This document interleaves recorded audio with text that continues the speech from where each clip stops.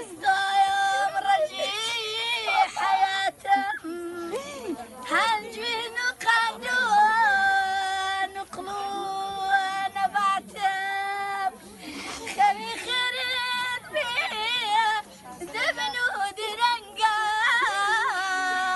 تاكل بابي بيايان بيدنقا هاي لا يلا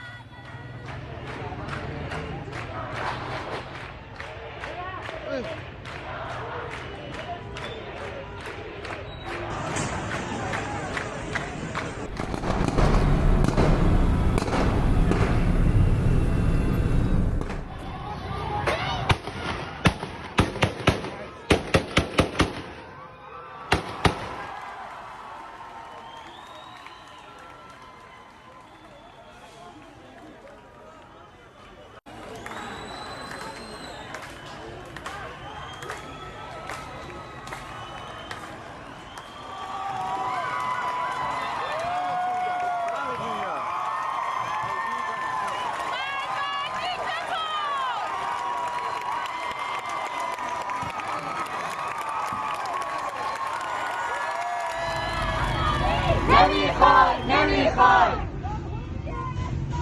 نمیخوای نمیخوای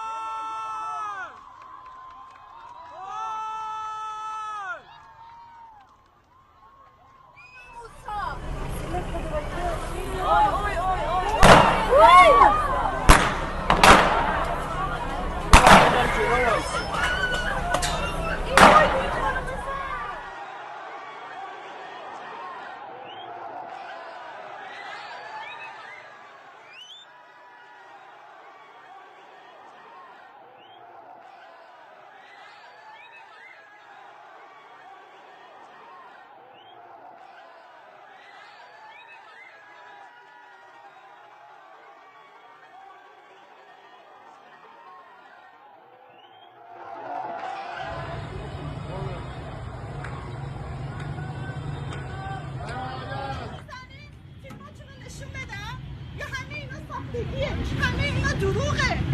منم یه دختر دارم. شاید دختر من مقصا باشه.